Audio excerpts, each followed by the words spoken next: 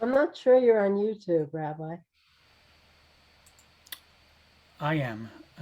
I can see that I am, Okay, and okay, then it's just me. I'm gonna mute you as well now that it's all being recorded and everything. Um, I'm gonna start for the next couple minutes, just sharing the slide with all the wonderful people and organizations that have sponsored this, and then we'll start. So as you see this slide, don't think that uh, the class is off for the day. We are absolutely on. We're just thanking all of our sponsors who have made this course possible and have shared it through their own network. And it's great to have so many organizations that are just backing up this kind of teaching and this kind of class that is, as we are finding out, really needed right now. So we're going to leave that up for another minute, um, and then we'll get started.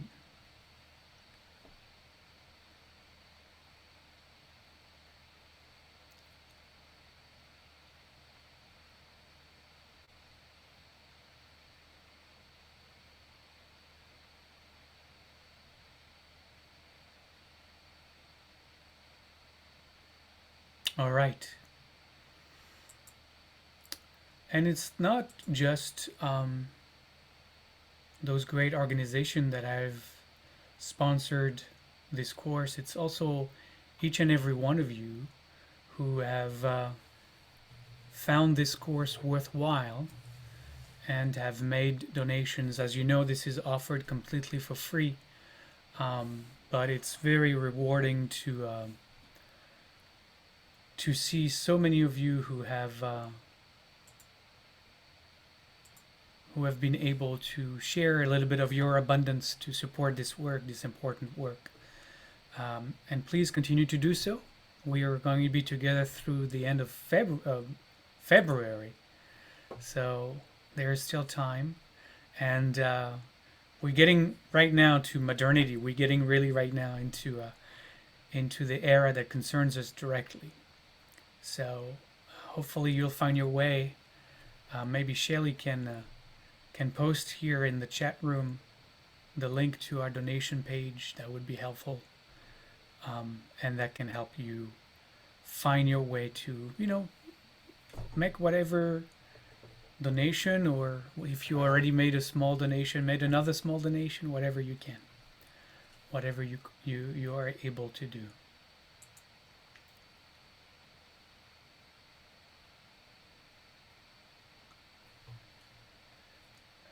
All right, we're going to keep an eye on those who are still joining us on Zoom.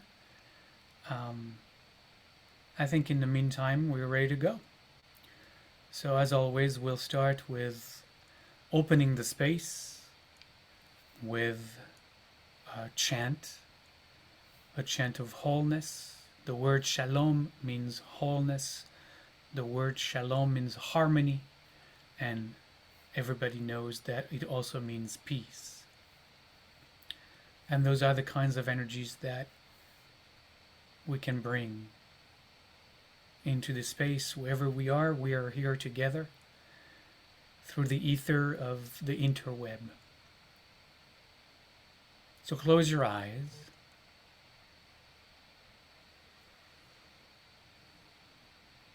and gently find your breath.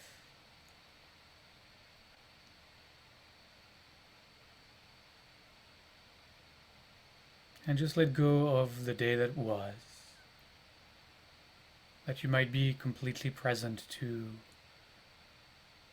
this moment we will share together. And from that space, I invite you to draw a breath for shalom. Shalom.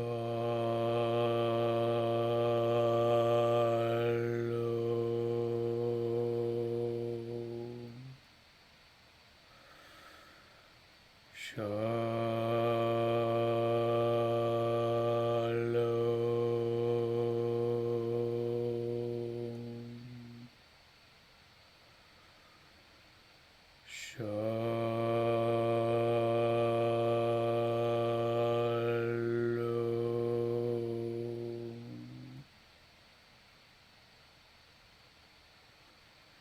יהיו לרצון אמרי והגיון ליבי לפניך, Adonai.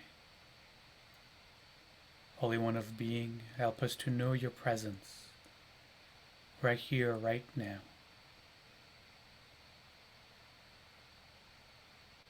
That the words of our mouth, the meditations of our hearts might flow from the fullness of your being, Holy One.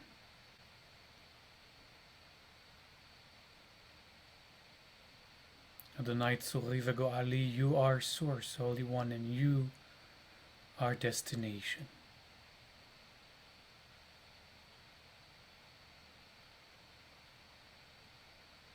Amen.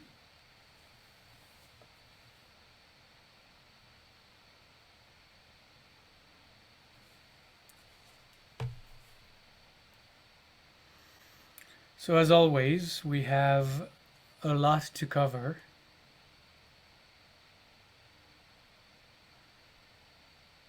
And I am, as always, determined to let all of us go by 8:30. So here we go. Thank you, Shelley, for posting the link in the chat room. This is the 6th class, believe it or not. We've covered almost 2,000 years of history at this point. And we are entering now into the changes that happened in the 17 and 1800s. And we're going to stop right around the First World War in the beginning of the 20th century. And I know that I already spent some time on this in the previous session, but they're kind of build on each other. During our last session, I spent a lot of time talking about the Jewish question, if you remember, what in German is called the Judenfrage. The Judenfrage. And the question was about whether Jews were fit enough, educated enough, loyal enough to be citizens of these emerging nation states of Europe that were born in the 1700s and began their growth pains, I would say, through the 1800s.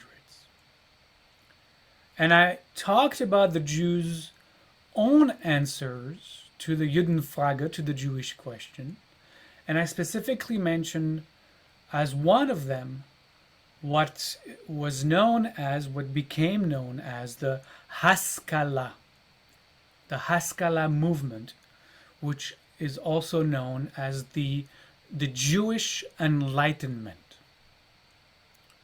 And though there is something very powerful about a people taking its destiny into its own hands and creating a whole movement to support the transition of its people from an ostracized, marginalized, ghettoized nation to a fully functioning, a fully participating nation into this new emancipated, modern, secular world.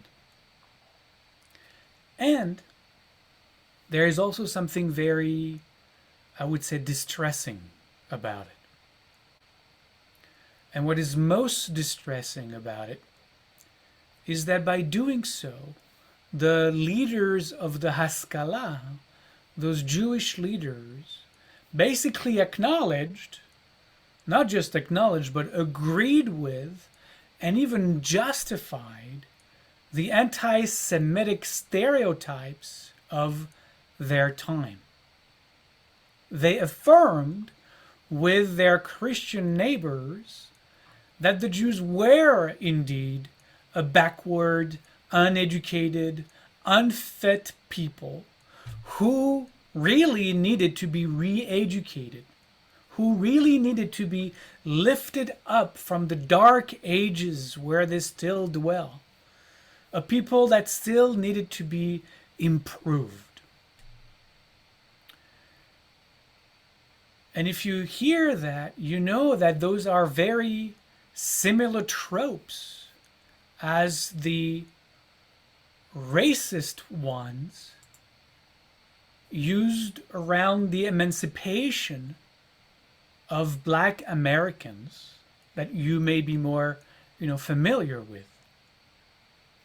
But in this case, these elite Jews who led the Haskalah movement, the Jewish Enlightenment movement, were overtly or covertly siding with their anti-Semitic detractors. Now we can ask, were they themselves anti-Semites? Were they self-hating Jews, as we are often too quick to label people? And most scholars, most historians would say not at all, not at all. But what happened was that they had integrated as truth, consciously or unconsciously, the anti-Jewish worldview of their time, which was the water they were swimming in. And it's true that every minority everywhere, more or less, falls prey to these kinds of pitfalls. And we will see, in fact, how this manifests today as well. Now, tonight I want to talk about modern anti-Semitism. Modern anti-Semitism, just like its preceding versions, seek to attribute contemporary social and political ills to the Jews. Right? Just like in the past, everything that's wrong with your society, who is responsible for it? The Jews. But because of that, because of this new modern anti-Semitism, those attacks led the Jews to actually become very involved in politics in the countries where they lived. And their impulse for that, the impulse that moved them to start running for office and get involved, is that they were hoping to forge a broad variety of responses to this wide variety of accusations that were directed at them. Contrary to its predecessors, this version of anti-Semitism, modern anti-Semitism, is mostly secular. Though, as we will see, not exclusively so, but it is mostly secular, and it grounds its claims in the notion that, as we will see, there exists a Jewish conspiracy to control the world. Paradoxically, it feels somewhat echoing the Inquisition, which was a response of the Church to its fears of having been infiltrated by those fake converted Jews, whose ultimate goal, they surmised, was to gain control of the Church. Eerily, though the actors and the players are different, the trope, the background of the anti-Jewish or anti-Semitic tropes really kind of repeats itself. And in the 19th, and then we'll see obviously in the 20th century, Europe's political parties were, and I mean that literally, founded to oppose Jews. They were literally the basis of their existence was to oppose Jews. And there was a flourishing of anti-Semitic ideologues and politicians who were eager to turn hatred of Jews really into full-time jobs. And through that, to be elected, to get votes, and to be elected. Now, in the 1800s, there is a new radical right that is born, and that radical right is composed of clerics, monarchists, nationalists, university students, as well as lower middle class folks who were especially receptive to anti-Semitism. Now, on the political left, the focus was on attacking individual Jews. And that's where you start to hear a lot about the, from the left, attacks against the capitalists. And at the time, the capitalists that represented the Jews was the Rothschild family. You start to see attacks on the left on the Jewish bankers, the stock market brokers, right? And any Jew who engages in commerce, in even petty trade, even in peddling, right? The left sees any expression of capitalism, small or global, as a major problem and blame the Jews for it. So you can already see that Jews are attacked both on the right and on the left. All of that in the context of, the beginning of democracies, the beginning of the society that actually had parties. Sorry. Paradoxically, again, I'm starting to use that word a little too much. Anti-Semitism was an ideology that was in fact often able to unite people, all peoples of a country who would be ordinarily divided along class as well as religious or political lines. As is often the case, if we have a shared enemy, then that unites us in that specific area of our lives. And what everyone rallied around, even cross borders, we see that throughout Europe, was, as I mentioned earlier, the Judenfrage, the Jewish question. Now, how does that exactly manifest? I'm going to give some examples, because I think what you see and what you will see here is that it starts to really revolve around people, around individuals that are creating movements, that are creating political parties. And one very famous is a German Protestant whose name is Bruno Bauer, B-A-U-E-R, who in 1843 wrote a pamphlet, an essay, that he titled, of course, The Jewish Question, right? I guess that was in the air.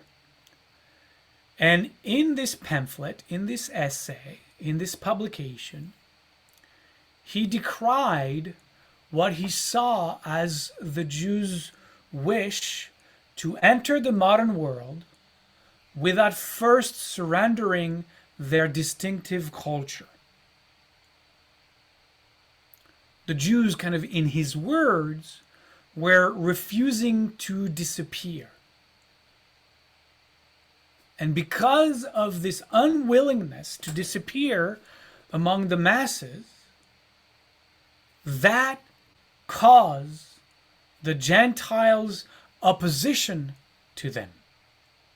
And so in his argument, if you heard what I just said, he was actually blaming the Jews themselves for the hostility that they inspired. I guess they inspired him specifically, but then a lot of his followers. And so in this publication he writes, as long, and I quote, as long as he is a Jew, his Jewishness must be stronger in him than his humanity, and keep him apart from non-Jews. Right? So Jewishness, it seems, according to him, is other than one's humanity. Very fascinating worldview as he splits that. Right? If you want to be a full human, I guess, as I am reading this, you would need to let go of your Jewishness. And so Bauer claimed that the Jews possess what he called an immutable collective loyalty and essence. The Jews possess an immutable collective loyalty and essence. And that collective loyalty, what unites them obviously across borders, because they are loyal to their own kind, if you want, right? And that connects the Jews wherever they are. This accusation of that immutable collective loyalty that is the Jewish essence, as he writes, this accusation furthers the notions of Jewish global subversion and Jewish global plot of control. Now, this was just a new secular modern version of, as we've seen, ancient tropes. Rome spoke of the Jews as distrusting, disliking, or even hating the rest of humanity. The church, as we spent a lot of time describing that over the earlier part of the course, the church decried the Jews as evil, obstinate, unable to accept the light of Jesus, and accusing them of fomenting hatred against Christianity. And as we will see in a couple weeks, Muslim thinkers similarly accused the Jews of refusing to accept the Prophet Muhammad. And so we have a mix here in the 1800s. We have a mix of ancient, and because they are ancient, they are also already accepted anti-Semitic tropes with modern prejudices against the Jews. And that together really creates a very potent blend of accusations, of charges that are going to emerge with great strength all the way through the closing decades of the 1800s, the 19th century.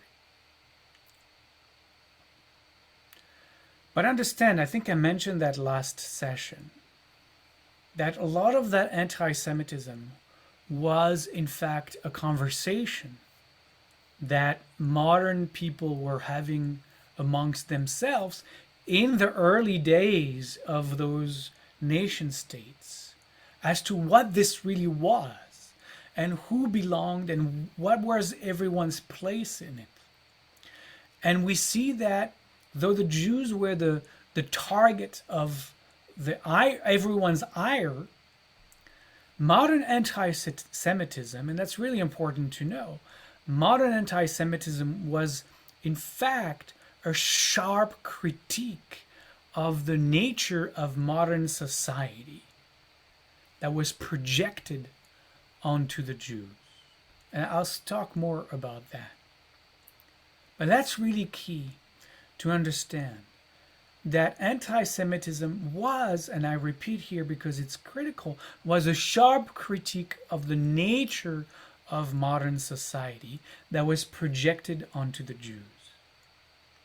Now, I want you to kind of think about and get a picture of what Europe in the 1800s looked like, because it's not the Europe that maybe you visited in the last few decades, whenever you were able to make your way there. I mean, think of Europe in the early to the mid 1800s as as Victor Hugo, Les Miserables, for example. Think about Charles Dickens and Oliver Twist. Right? Picture London and Paris in those days. Cobblestone streets, right? Horse, buggies, It's the time of the great migration from the villages where people lived for generations and worked the fields for generations. Suddenly they are uprooted and moved to the big cities. And now they're working in the mines, underground instead of above ground. Or they're working in the factories. At the time, think about child labor. No social protection. It's the chaotic bursting of rogue capitalism, right? Think about the poverty of the time. Think about the pollution in those cities.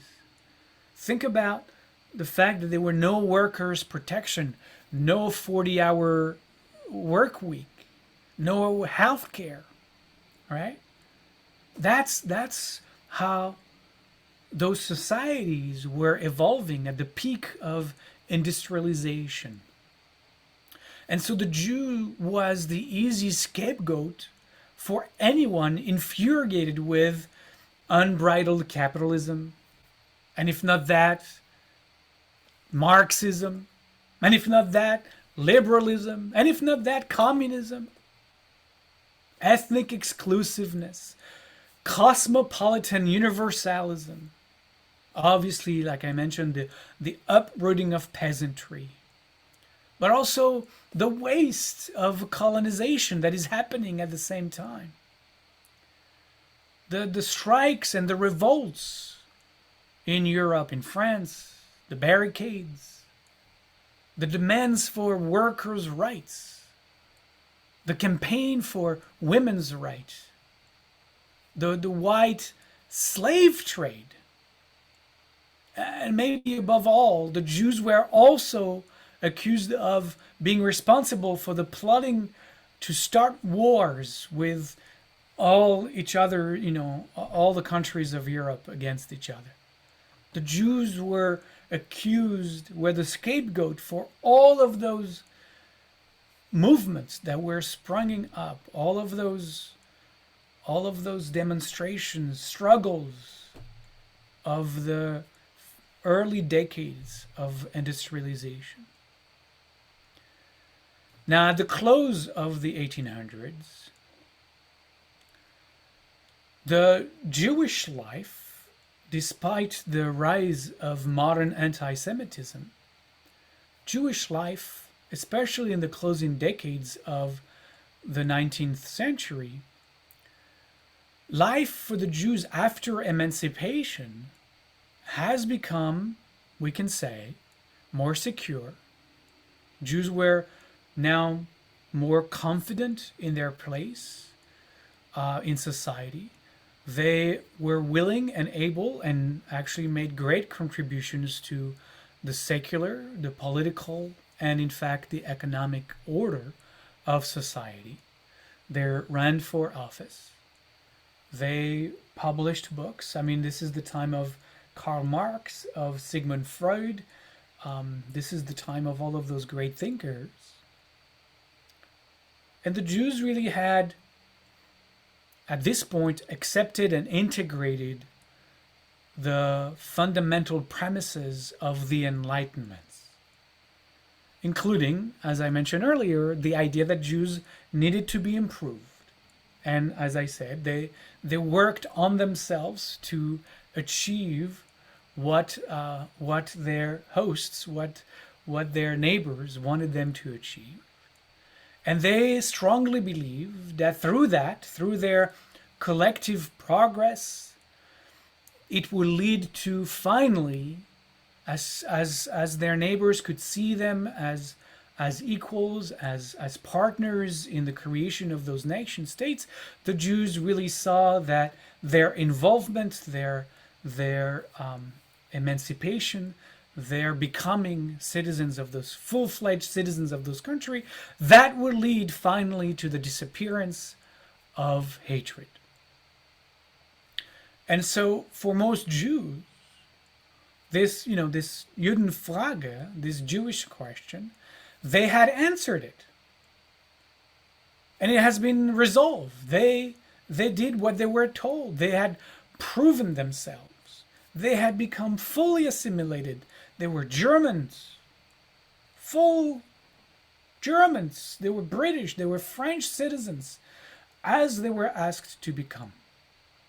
And so these mostly urban Jews, as you can understand, like you and I, became more secular. They wore modern clothes. They learned and exclusively spoke their nation's language. And, they ate their food, including not so kosher. They really did all they were asked to do in order to finally, not just to be accepted, but to contribute to the nations that they felt had finally opened their doors to them. And as you can imagine, the backlash came as a great shock. What they didn't see, despite their effort, the blind spot in their endeavor, was that in fact Christians were not pleased with the emancipation. And I'll say something more specific. Christians were not pleased with how successful the emancipation was. First, though it might have changed these increasingly urban Jews, it did not really impact the more conservative, the more religious Jews who were unwilling, as far as the Christians were concerned, who were unwilling to erase their communal and psychological characteristics of Jewishness. Or more radically, as in fact Richard Wagner put it, they were not willing, as he says, and I quote, to engage in an act of self-extinction. Really? How could they? And so this persistent refusal of the Jews to disappear frustrated many Europeans, just as, by the way, if you remember from, I think, the first class, it was frustrating to the Greeks. It was frustrating to the Romans, to the church, and even, as we will see, to Islam. These Jews keep refusing to disappear. But there was something else. There was something that was new in this modern anti-Semitism. And what was new was modern parliamentary politics. Parties were vying for votes to gain greater power in the different assemblies of Europe.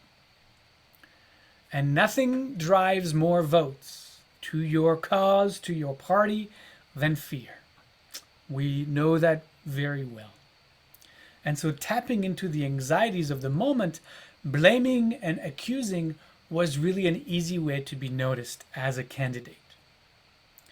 And the creation of anti-Semitic political parties, not just anti-Semitic political parties, as a way to gain popularity, really, continued with creation of anti-Semitic local associations, local clubs, all an array of local organizations, some based on economic concerns, some based on religious concerns, some outright based on racist principles. And that is one of the most important distinguishing feature of modern anti-Semitism, is that it permeated every aspect of society, from the individual to the communal, right, through the associations, the clubs, wherever you belong to in your spare time outside of work, and also in the political sphere. It was everywhere. And obviously each party, through their anti-Semitic platforms, were eager to promise a cure for all that ailed the modern world. And that was true whether on the left or on the right. Once again, the Jews were responsible for the ills of the modern world. And the proof, right, which is the second aspect, as I mentioned earlier, of the unique angst and anger with which Christians view the emancipation of the Jews, the successful emancipation of the Jews. The proof was that the Jews, as far as those left or right anti-Semitic parties were concerned, the Jews were clearly the one clear beneficiaries of an emancipation. They were the one clear beneficiaries, the winners, really, of mass politics. They were the winners of parliamentary democracy. They, more than anyone else, as they brandished their accusation, benefited from the expansion of personal freedom and the opening of the new economic order. No one had it as good as the Jews. The Jews went from 0 to 100, where the rest of us barely could get to 50%, whatever that is, right? And so all of those anti-Semitic parties, local group, local organization, local clubs, over that century and into the 20th century, dedicated themselves to reversing this ill-acquired gains that the Jews were able to make as a result of really what they saw as the too magnanimous emancipation that Christians of Europe mistakenly bestowed upon these hopeless Jews. And that was true not just across party lines, but that was true in most, if not all, countries of Europe. They saw the Jews as the one who were benefiting the most from modernity, where the rest of us, as the Christians would say, still struggled and suffered through this time. So in Germany, these political parties and local organization helped make anti-Semitism acceptable, and in some quarters, even respectable, right? I mean, that's what I meant by it is infusing all strata of the social, economic, and political sphere. And so to be an anti-Semite, especially in the higher echelon of society, becomes something not just, like I said, acceptable, but really respectable. It's almost like a card in those social circles. And everywhere, anti-Semitic discourse was out in the open. I mean, again, politicians ran on openly, overtly shared anti-Semitic political platforms as part of their program. And so everywhere we see pamphlets, easily published, no censorship. We see posters on the walls. We see publications of dozens and dozens and dozens of books, cartoons in newspapers and in magazines, all deriding Jews, all accusing them of all sorts of conspiracies and caricaturing their physical features. And the German anti-Semitic movement was extremely well organized and was able to spread their propaganda again through those clubs, through those societies, through those fraternities, many of them being very respectable organizations central to German society.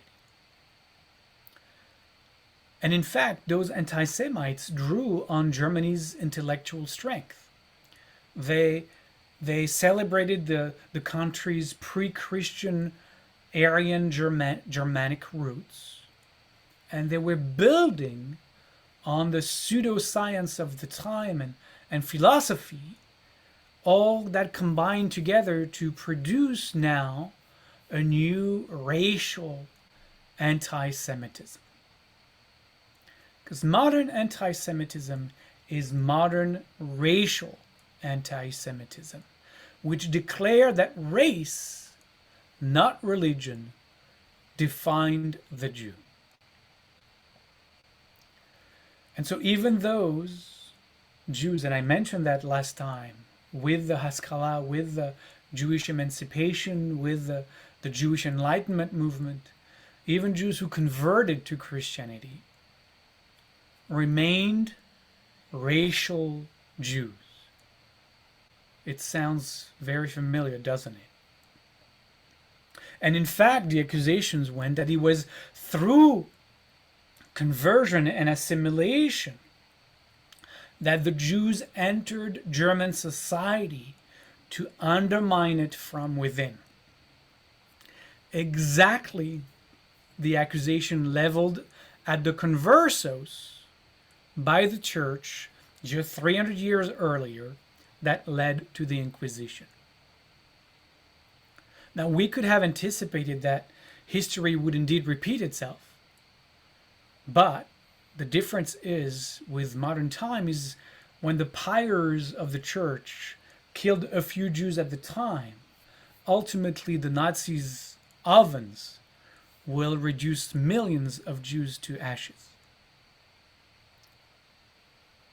So modern racial anti-Semitism also argued, also accused, also told their whomever was listening to the fact that the Jews were paradoxically much stronger than the Germans. Now that's it's another time that I'm using the word paradoxical, but I think it's really interesting, and we need to really pay attention to that, because on one hand you have the Jew as the Übermensch, the low on the totem pole, the lowest actually on the totem pole of race hierarchy, right? Social Darwinism was, I'm not going to have the time to talk about social Darwinism, but we know that the pseudoscience of racial hierarchy places the Jews at the very bottom of the ladder. But at the same time, these Jews who supposedly were the worst of the worst, the least human of all, were also conniving enough, intelligent enough, smart enough to have this global reach to overthrow local governments and nation states in their pursuit of absolute global control of the planet. And so you have this impossibility that the Jews are at the very bottom and they at the same time at the top, right? And the anti-Semite warned their people, their listeners, of the strength of the global Jew, how much stronger than the German, than the Christian German, the Jew is. Again, it's living in this weird, impossible paradox. And this strength, which was, according to the anti-Semitic propaganda, was embedded in their racial characteristics, is what permitted the Jews to survive 1800 years of Christendom, which is also how they had achieved dominance over the West, and they were the preeminent power, the most powerful force on earth. And emancipation had given them a great disproportionate advantage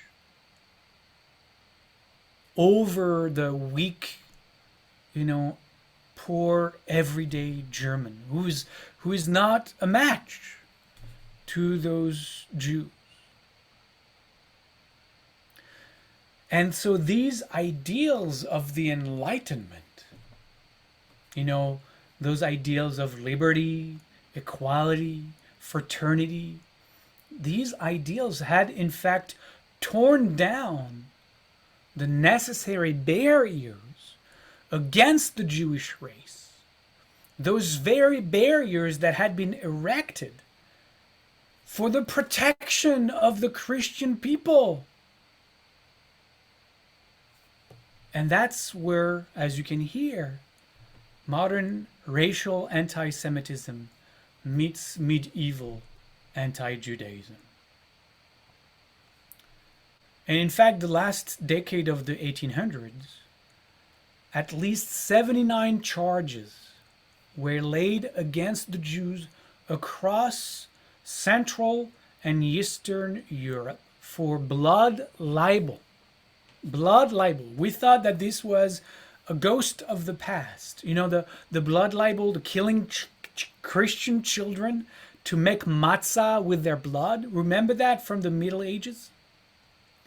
There were 79 charges across Europe reclaiming the Jews were killing Christian children to make matzah. Blood libel. And there was one more. There was an 80th one that did not happen in Europe. That 80th one happened right here in America. So think about this last decade of the 1800s. And think about the soup, the anti-Semitic soup, spilling over in the early years of the 20th century, permeating all aspects of German society, of the Germanic world. And that soup is the soup Hitler was bathed in the very formative years of his life.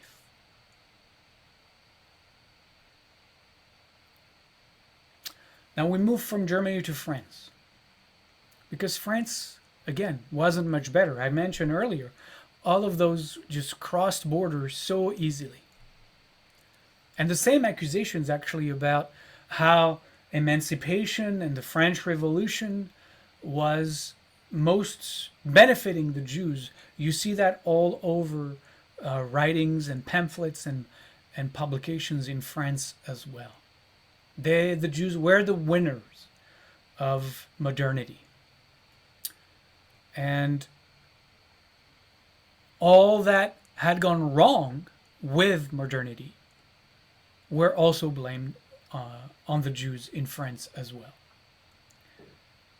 Whatever your special group, your special affiliation was against, there were Jews responsible for it. And by the end of the 19th century, anti-Semitism had become the central feature of the major political split in France that were opposing Republican radicals to the Royalist clericals. Those were the two parties. Republican radicals, that grouping was embracing of the ideals of the Enlightenment, and you can understand that those who were still royalists and clericals, right, those who used to be in power before the revolution, were pretty much against the ideals of the Enlightenment. And one of the most dramatic expressions of anti-Semitism and this conflict between those two very drastically opposed parts of France was the Dreyfus, l'affaire Dreyfus, the Dreyfus affair. Alfred Dreyfus was a Jewish army officer who was accused in 1894 of spying for Germany. And you can hear in that the long-standing trope that Jews' loyalty cannot be trusted, that they were the enemy who always is infiltrating our institution to undermine them from within, right? The same trope all the way back to the Inquisition, right? The Jews that infiltrate our institution to destroy them from within. And so, right, Alfred Dreyfus was a German sold to Germany to spy on, or to infiltrate the French army and spy on it. And the charges were based on completely forged documents, as well as a massive cover-up in the French military. And with that, easily, Dreyfus was found guilty of treason in a secret court-martial, during which he was completely denied the right to even examine the evidence against him. All of this, by the way, is documented, and you can learn about it anywhere. The army stripped him of his rank in what was a truly humiliating public ceremony in which his uniform was torn and his sword was broken. All the while, since this was out in public in the courtyard of a little army post in central Paris, all the while an enormous mob had gathered to watch, and hundreds and hundreds of French people shouted with rage, uncontrollable rage, "Death to the Jews! Death to the Jews!" Now, Dreyfus was sentenced to life imprisonment on Devil's Island. But then the Dreyfus affair took on even greater significance 4 years later in 1898, when Émile Zola resurrected the cause of Dreyfus' innocence in his very famous J'accuse op-ed in one of the most prominent newspapers of the time, which was a stunning denunciation of the French army. Now, Émile Zola was on the Republican side of the conflict. Following the publication of his op-ed, the army retried Dreyfus and once again found him guilty and returned him back to Devil's Island in 1899. the story doesn't end there, because he was finally exonerated and pardoned in 1906. So he still spent 7 additional years on Devil's Island, when the real identity of the traitor and the details of the cover-up finally emerged in the public sphere. Dreyfus was restored to his rank, and he was later even awarded the Légion d'honneur, which is the highest French order of merit. But throughout, the nation of France was absolutely split between those two parties. Those who were pro-Dreyfus, they were called the Dreyfusards, and those who stood against him, I would call them the Anti-Semites. And the battle raged really for many, many years. You know, and it was really a conflict between, again, it's like, it's the same thing that I've been saying that is so critical to understand. This is a conversation that the non-Jews French were having between themselves about this new French nation. And so the battle was between really those who supported and defended the French ideals of the revolution against those who opposed them, who didn't want the society as it was evolving. And I hate to make parallels that could be stretched, but what we see here is the level of separation, the level of division of the French nation along partisan and political lines is very much what we're seeing in America today. And those are always fodder for anti-Semitism. Now let me go back a few years at the time of the humiliation of Dreyfus, because as Dreyfus was publicly humiliating, stripping of his rank, there was a young journalist there. In fact, he was a foreign correspondent. He worked for a newspaper in Vienna, and he was assigned to cover French news on behalf of his newspaper back in Vienna. And he was there. He was there witnessing and you know, he was there to write an article on what had transpired. And he stood there, as he later wrote. He wrote a book, actually, that recalled this critical time in his life. He stood there, he writes, in absolute shock of the mob's repeated shouts, never-ending shouts of death to the Jews.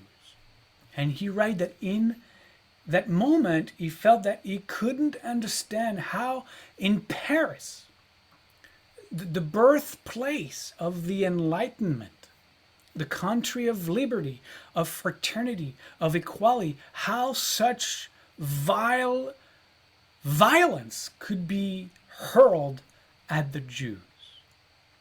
And this journalist, his name was Theodor Herzl. And Theodor Herzl, standing there, watching Dreyfus's sword being broken into two, understood that day, as he wrote soon after, that the days of the Jews living in Europe were numbered. Those were his words. And that the last 100 years of emancipation and progress, he writes, were only a fractured veneer covering an eternal hatred, the consequence of which, he feared, would be disastrous. He had a vision, an incredibly disturbing vision, that the Jews would not survive in Europe. And that was in 1894. little did he know of what was to come. And so his answer to the European Judenfrage, to the Jewish question, was very clear to him in that moment. And it became known as Zionism. He understood that Jews had to leave Europe before it was too late. And they had to find refuge, to take refuge in the land of their own. The land of their birth, ideally, their native land, the land that the Romans had renamed as Palestine. And that land, at the time of his writing, was the property of the Ottoman Empire. To the Judenfrage, to the Jewish question, like we saw before, some Jews answered with more assimilation. We're going to win them over if only we do more, if we assimilate more, right? Other Jews answered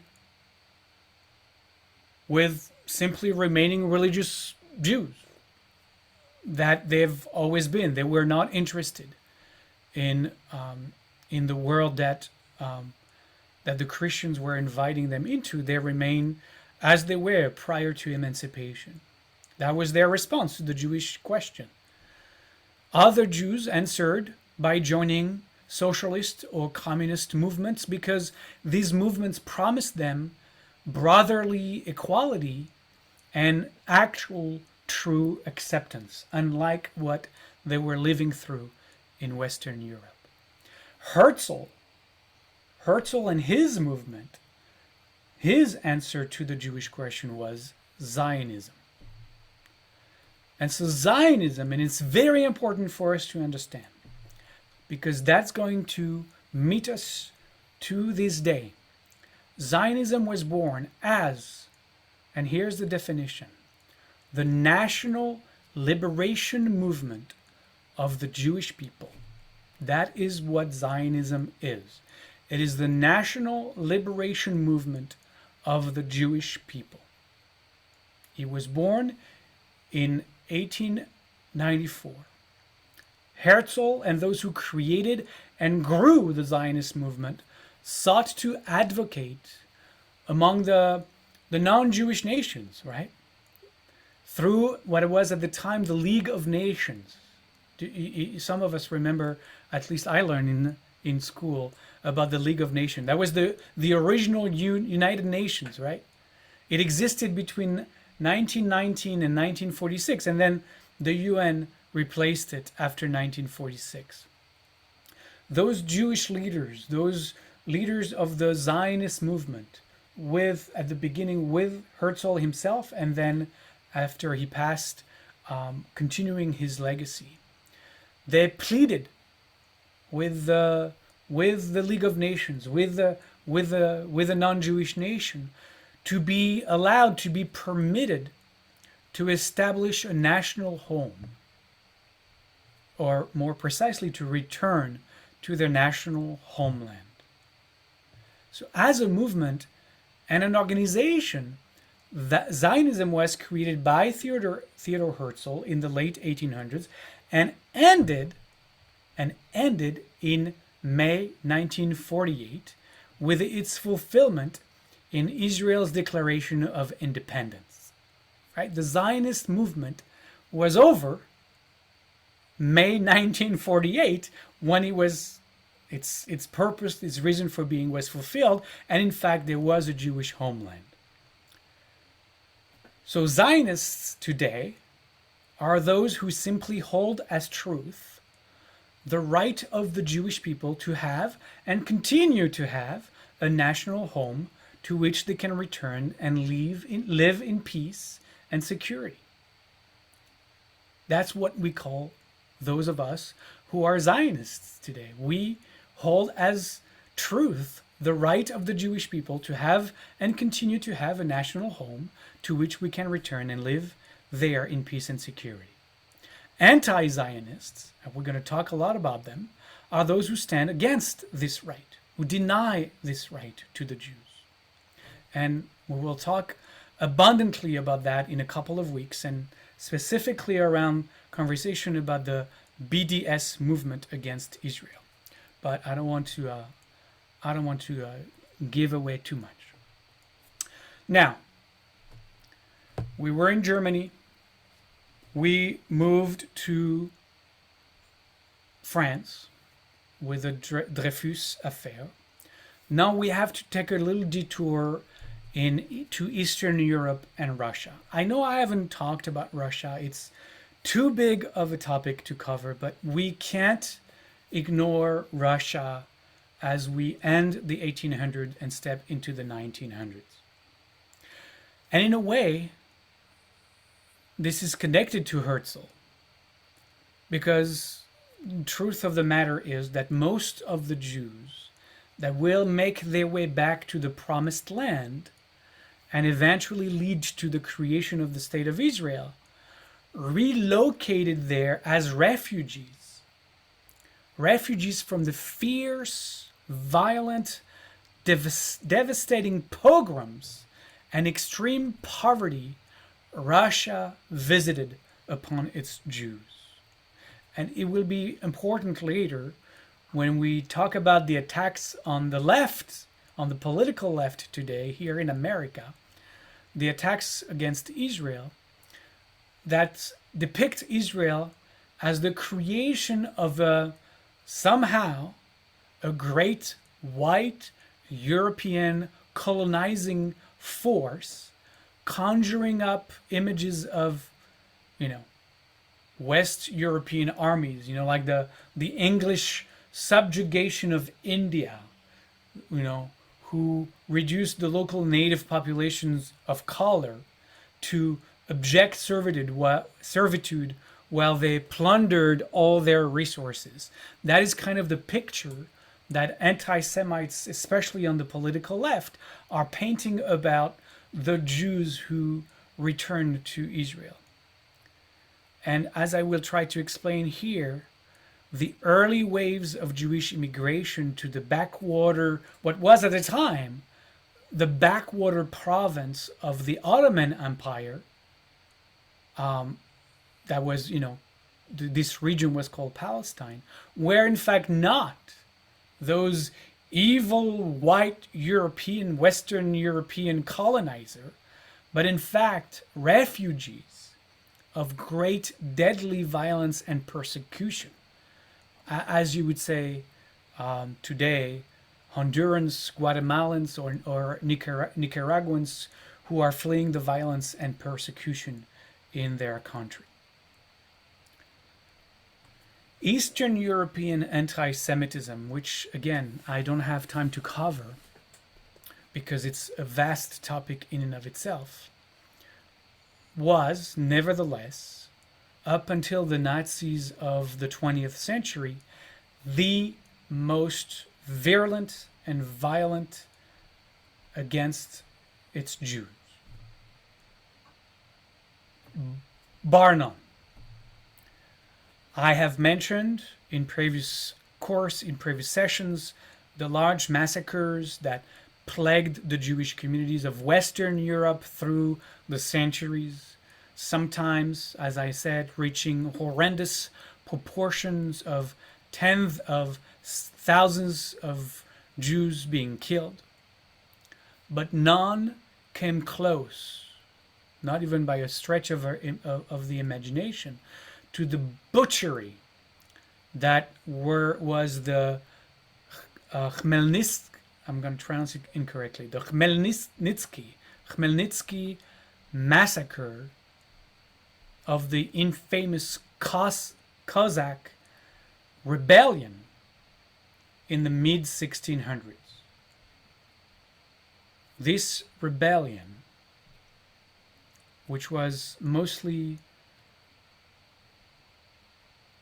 due to economic issues, this rebellion and the Cossacks traveling through mostly Ukraine slaughtered over 100,000 Jews. it really will take Nazi Germany to top that number. This was the greatest slaughter of Jews up until that moment in history. Now, throughout the 1800s, Russia had czars, the Romanovs family, who were publishing in each generation one harsh anti-Semitic decree after another. From 1825, the Jewish Pale of Settlement had come under Russian rule. And there may be a few people who don't know what the Pale of Settlement is. So let me just quickly share a picture so that you can see where this is taking place. So this area in green is where Jews were settled. You see that it's a cross between Poland, Lithuania, Belarus, Ukraine, Bessarabia, what's called also New Russia. Most of American Ashkenazi Jews trace their family lineage to this area. This area not only became controlled by Russia, ultimately, it also, through the edicts of the czars, became the only place where Jews could reside. And so Jews were transported from other places around Russia to this area. Now think about we're in the early 1900s now, right? Late 1800s, early 1900s.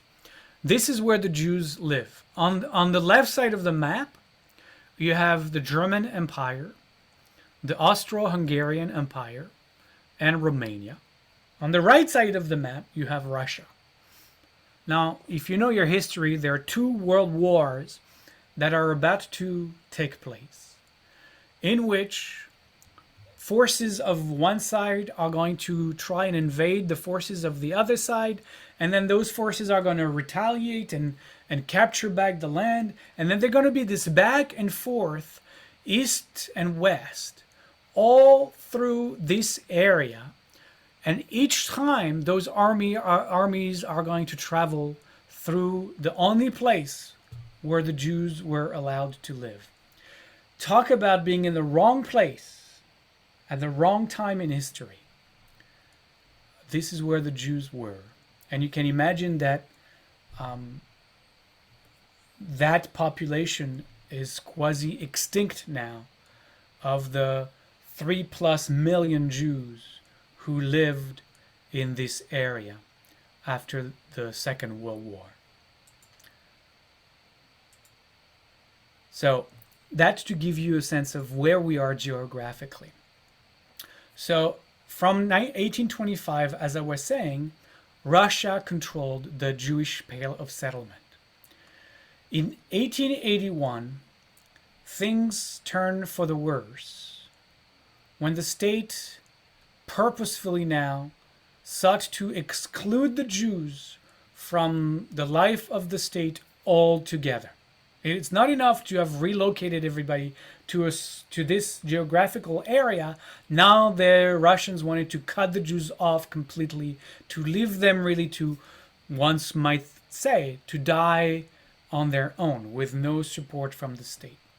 And a series of laws, ordinances, began to be published to follow through with this project of the czars. And in addition to that, outbreaks of violence took place now that the Jews were really not protected by anyone.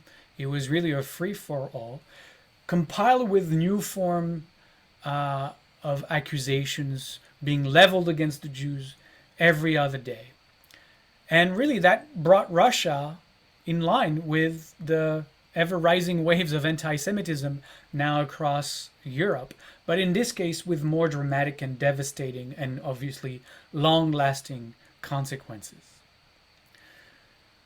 Because this was different than what was going on in Western Europe, and we'll talk more about that next week, but this was anti-Semitism as state policy, and that was new. Jews now had extremely little access to any kind of economic opportunities.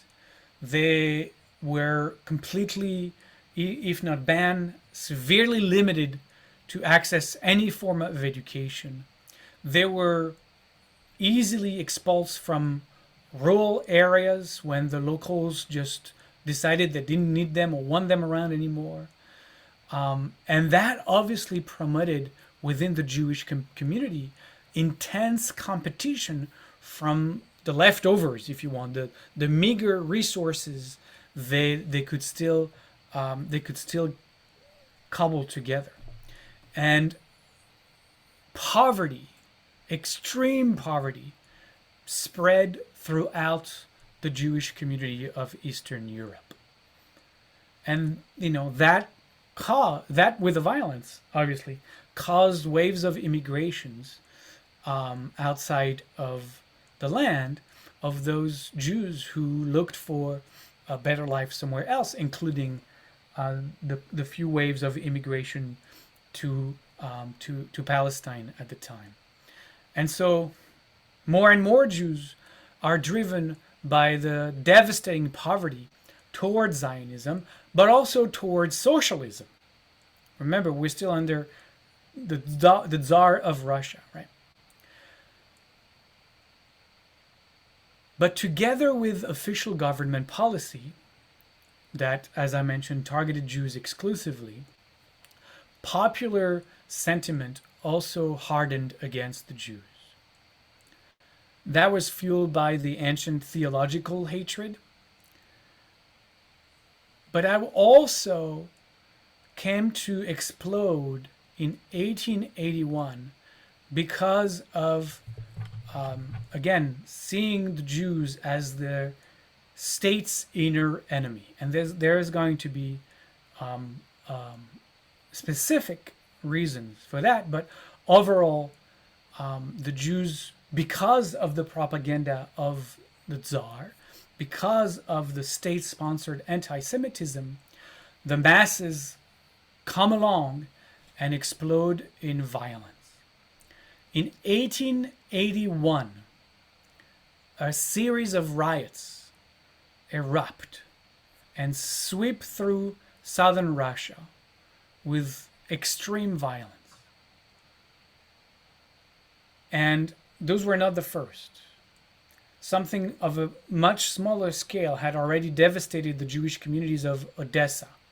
Odessa is the further south on the map that I showed you. It's a port city that is, in fact, where a lot of Jews will immigrate to Israel, to Palestine. And there were a series of pogroms there in Odessa in 1859, and then again in 1871. But the riots of 1881 are known in Russian by the word pogrom, included unrestrained violence, mayhem, physical assault, and the complete destruction of Jewish property. And what provoked this pogrom was the fact that a group called, and I quote, the People's Will, which by all means was a terrorist organization, was displeased by the general policies of the Tsarist government and had this terrorist organization, the People's Will, had assassinated Tsar Alexander II by throwing a bomb in his carriage. Now, this was a large group, mind you. Hundreds of people belonged to the People's Will, to that terrorist organization. And among those hundreds of people was Hesia Helfman, one Jewish woman. To the anti-Semites, she immediately became the symbol of what they saw as a Jewish plot against Russia. A Jewish plot against Russia. And it was at the same time, in the same days, that very year, that Easter and Passover were one after the other. That all happened together with the assassination, and that created an explosive situation by which in mid-April the attacks against the Jews, first in southern Russia, but then spreading like wildfire, just engulfed the Jewish population of the Pale of Settlement. And the pogroms actually raged through 1883. In total, over those 2 years, there were accounted for 200 pogroms, 200 massacres. And you can imagine how that terror that shaped the Jewish community there, and the trauma and the scars that this left behind. And one can say that the government this time did not directly orchestrate the pogroms. It is also clear that we see that the local authorities, the security forces, rarely, if ever, intervene. And not only that, but the handful of perpetrators that ended up being arrested got the lightest sentences that could be given. And after that, even after that, more harsh laws followed, whereby now Jews could not buy or rent property other than the one they already owned. They were now also banned from civil service jobs, and they were completely forbidden to do business on Sundays and on any Christian holidays. The years that followed, I don't have the space to tell you all of it or the time, you can just imagine piled more and more and more restrictions onto the already impoverished, destitute, famished Jewish Russian population.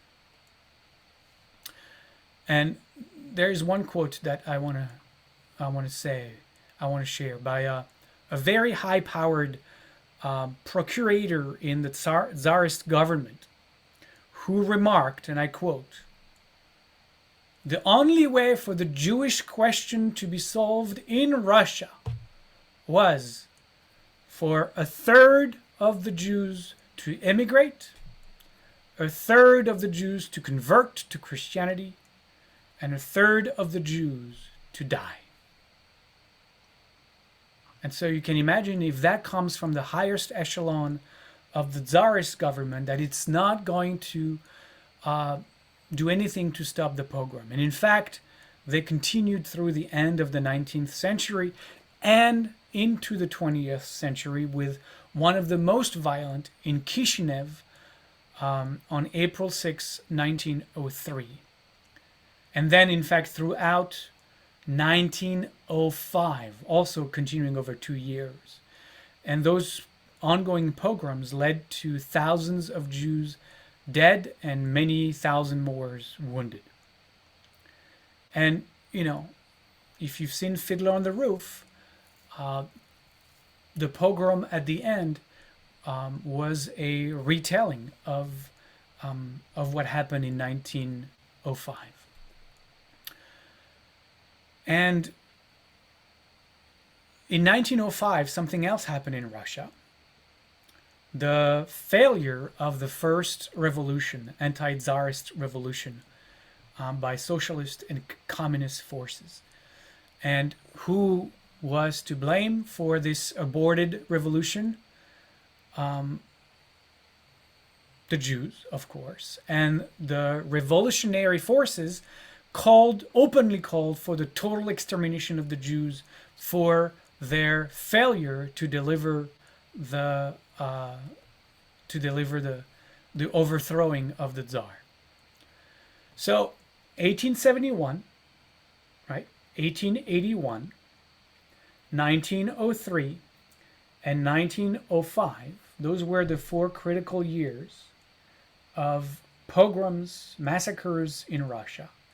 And if you open a book of the history of Zionism and the immigration of Jews to Palestine, these were the years, the exact years that mark the different waves of immigration, not just toward Palestine and the Ottoman Empire, but also to North America. Some of your ancestry might have come to America after one of those years. Also Argentina, South Africa, and obviously Western Europe. So you can see that those Jews who fled were not a group of rich, well-armed colonizers.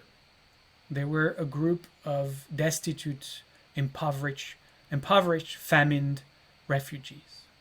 Now, I'm going to close tonight, and it looks like I might go over time today, I'm sorry, with Russia's most lasting contribution to modern anti-Semitism.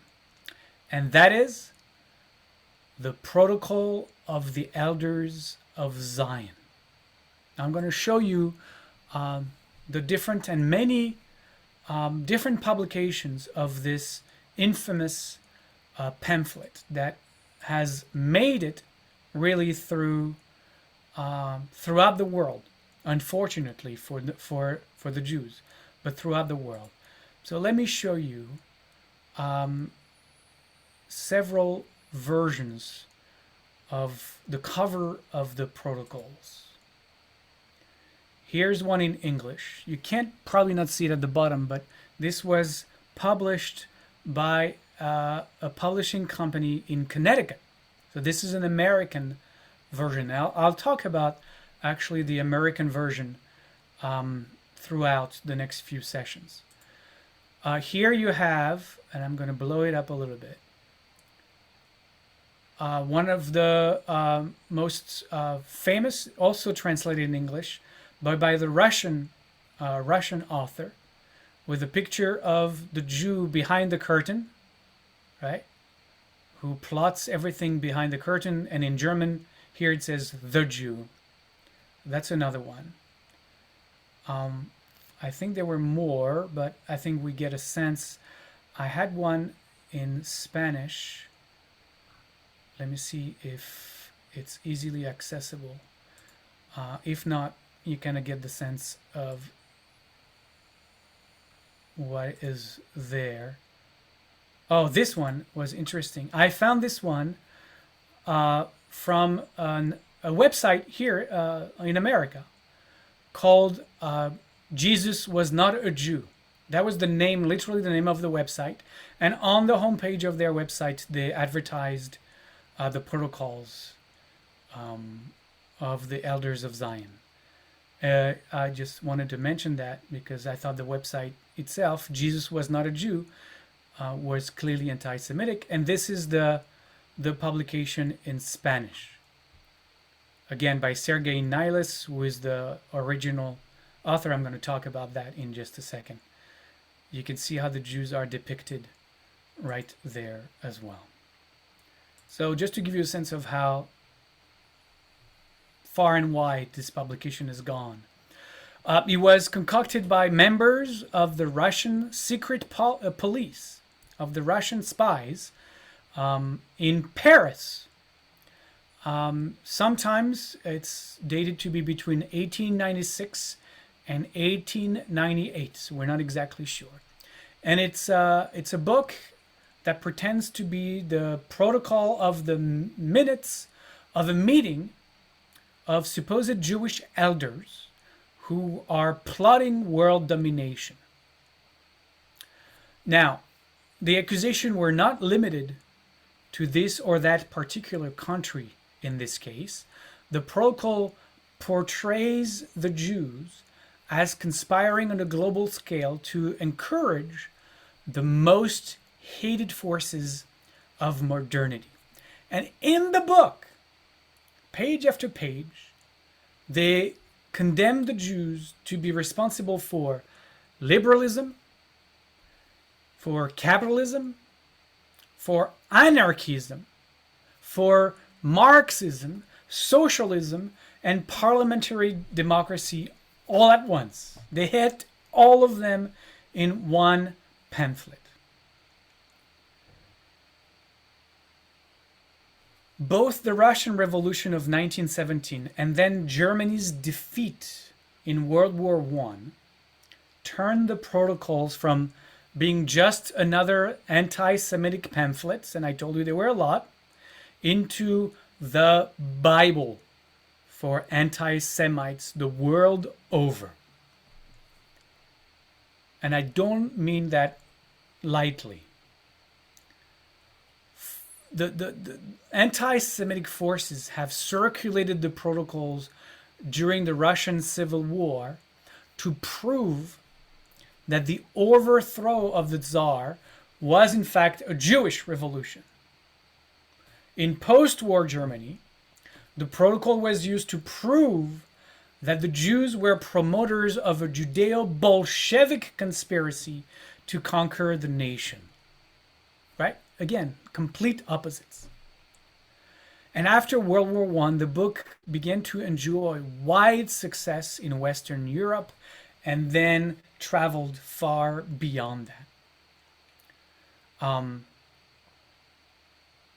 And I want to talk again in the version, the American version, that I showed you in the slides. The American version was published in the US and was completely financed, the publication of which was 100% financed by Henry Ford. Henry Ford, the car maker. And he made sure to make it absolutely available to anyone walking in a Ford dealership. Now, I will mention Henry Ford again a few times in this course, unfortunately, in different contexts. But I want to post here. I'm going to do that in the chat room right now, in just a second. A fascinating article about Ford's disturbing role in not only endorsing and paying for the publication and spread of the protocols throughout America, but through his own books and his own newspaper, which he owned, making himself the key promoter of anti-Semitism in America. The cornerstone of 20th century anti-Semitism in America is the birth child of Henry Ford. And it's still, his books, his publications, still inspire many radical anti-Semites to this day. So let me just put that, what I'm going to do, I'm going to do two things. I'm going to share, first of all, I'm going to post that link for every one of you who want to click in the chat room to get it. You can click on it and then it will pop into your browser. You don't have to watch it right now. You can read it later. It's an amazing article. But I'm going also to share my screen to show those who are watching on YouTube, not that one, watching on YouTube, this one. The name of the article. So it's called Henry Ford and the Jews, and if you want to Google it, you can do that right now. The story Dearborn didn't want told. And if you see here at the top left corner, it's from Bridge, Michigan. That's the website. So if you Google Bridge, Michigan, Henry Ford and the Jews, the story Dearborn didn't want told, you should find this page. It's a remarkable, fascinating article. Read it between now and the next class. Okay, so I think I have just a few more things to talk about, specifically the protocols of the elders of Zion. You can imagine that they were enthusiastically embraced by the Nazis. And they are also currently the all-time bestseller in the Muslim world. And we will see that in a couple of weeks. Okay, that's all I have for today. I just want to remind you to let you know that next week we have the privilege to welcome a staff member of the Holocaust Center for Humanity here in Seattle. They're here in Seattle, who will talk to us about this other version of state-sponsored anti-Semitism and the devastation that the power of the state can inflict. And you will see that is a complete departure from individual or even group or even political party anti-Semitic attacks, and really a true leap in violence when it is state organized. So that is all I have for tonight, but I'm happy to answer a few questions. I hope this was enlightening, since he was talking about the century of the Enlightenment. I hope it was. And you can really see a lot of now what we see today as being also born at that time. If there's one or two questions, I am happy to indulge. You can raise your little hand.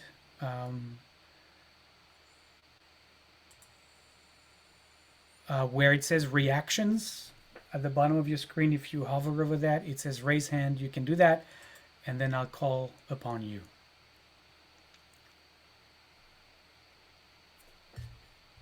All right. Again, we're only going to do first names. So Kate.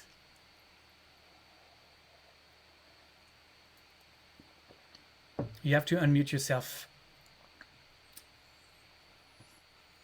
Not a question. I just want to remark that last time Rich had mentioned a couple of books, and I read one of them. I have to say, it was the Umberto Eco.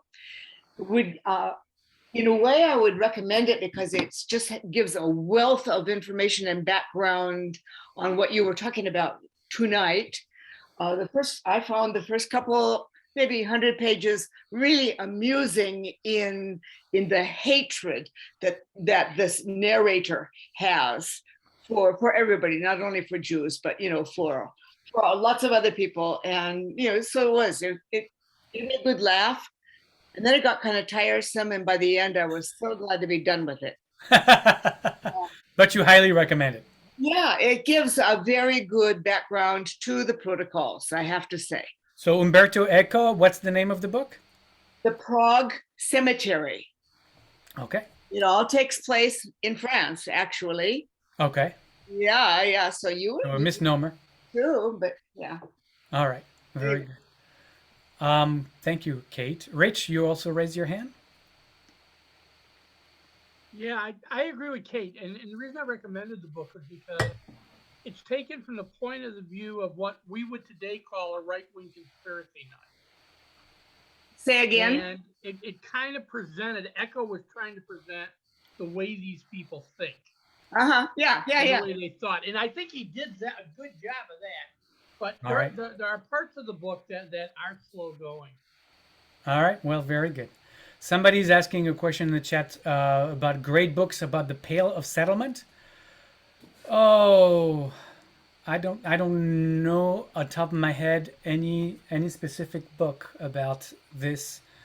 I'm sure you can type those words "Pale of Settlement" in on your Amazon search, and some things will pop up, and just choose the one you'd like to read. All right, one more question, anyone? If not, we can just call this night a night. Oh, I don't know if this is your first, your last name, but Moriel, just unmute yourself, please. Hey, Rabbi, I just have a question. I have ancestors that lived in the Pale of Settlement, and I have very little information on them on both sides of my family. Mm-hmm. And I'm just curious if the Jews that ended up in the Pale of Settlement, if they were primarily all Ashkenazi Jews, or if there were Jews from the Caucasus region. They were Jews from the Caucasus region. They were Jews from Turkey. Yes. Okay. Yes, absolutely. The most of the southern part, so understand that the borders were different than today, and people traveled in different, and so yeah, there were great influence actually in those areas from Turkish Turkish Jews and that actually moved there. We know that I did a course on the history of Hasidism. And we know that Hasidism, which for us seems to be really so much of an Ashkenazi sect of Judaism, in fact had a lot of influence from Middle Eastern Jews and Turkish Jews who traveled and and traded. There were a lot of trade going on. So no, they were it was not just as homogeneous and as we sometimes tend to think. Thank you. Yeah, and people who do like 23andMe and who do their DNA testing, they're oftentimes they're surprised when it comes back with, well, you have Middle Eastern roots. Like, no, my family is from Belarus, and it's like, how can I? Well, because he was not it was much more fluid than we think. Sherry, just unmute yourself. Were there non-Jews living in the Pale of Settlement? Yes, of course. If you look at the map, there were major cities. I can show it again. Give me a second. There were major cities that where the Jews actually were banned from living. Come on. So if you look on the map, all the red square, which is funny because it was Russian, are cities that were forbidden for Jews to live. Okay. Yeah. So there were. This was not just Jews. I understand. This was completely mixed population. Okay. Yes. And All right. Back to Sherry. one last question. How do you spell that Jewish Army officer's name? Dreyfus? Yeah. Yeah, I just posted in the chat. Dreyfus. Okay. Thank you. Yeah. All right. Unmute yourself, Sherry, and then we can hear your question. Okay, sorry. I kept turning the volume button. I just wanted to ask you to please repeat the name of the group that the person is coming next time. Oh, this is the Holocaust Center for Humanity. There, it's the group that also organizes and curates the Holocaust Museum downtown. We've been there with Bet Aleph. They had a whole display of the Anne Frank story some years ago, and we took our bar mitzvah program, our kids and some members. It's a really incredible work they're doing. You should look them up. They're really active, fighting anti-Semitism around here and trying to educate people. We have actually connected them to the North Shore School District where my kids have been going, so that they can work with the schools to teach Holocausts, which is not taught right now or barely. So they're doing a lot of great work. They're great. They have a program every Tuesday at noon, from noon to 1. Yes, they have a lunch, right? Lunch, yeah. Which I can never go because I lead the meditation at noon.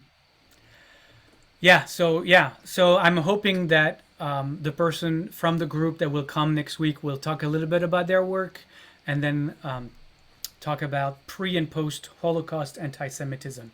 I'm not really interested in the Holocaust itself. I think that's such a huge topic that it would take another 12 sessions to barely cover that.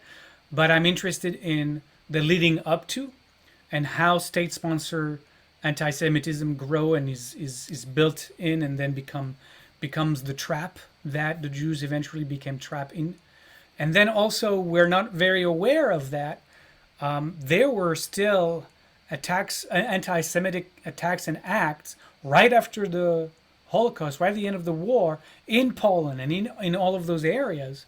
You would think after the war people would say, okay, but in fact it continued. So I've invited them to talk about that, because I could talk about that, but they are the experts, and they're right here downtown, and they were co-sponsors of the course. So I said, hey, would you like to take that session, because who better than you to do it?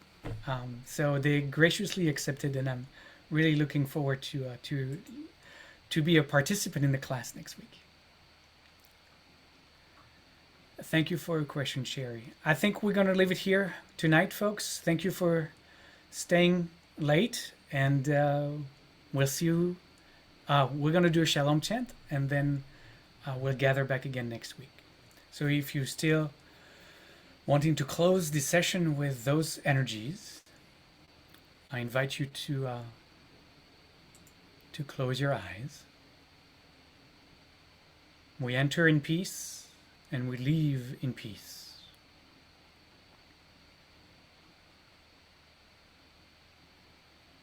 And if you want to chant, take a breath for shalom.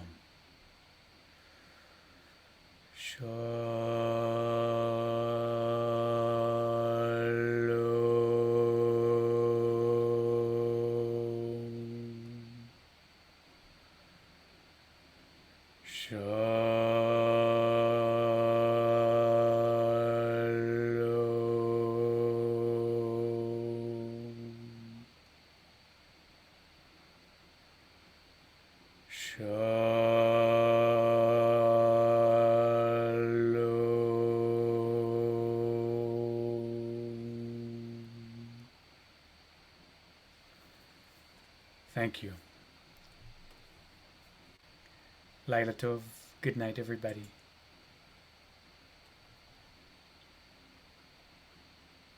Laila Tov, Rabbi. Take care. Thank you, Rabbi. Toda Rabba. Bevakasha. Merci beaucoup. Happy New Year. Happy New Year. That's right. It's already the 4th. It's almost the end of 2022. Let's make sure we take care of that. All right. Bye, everybody.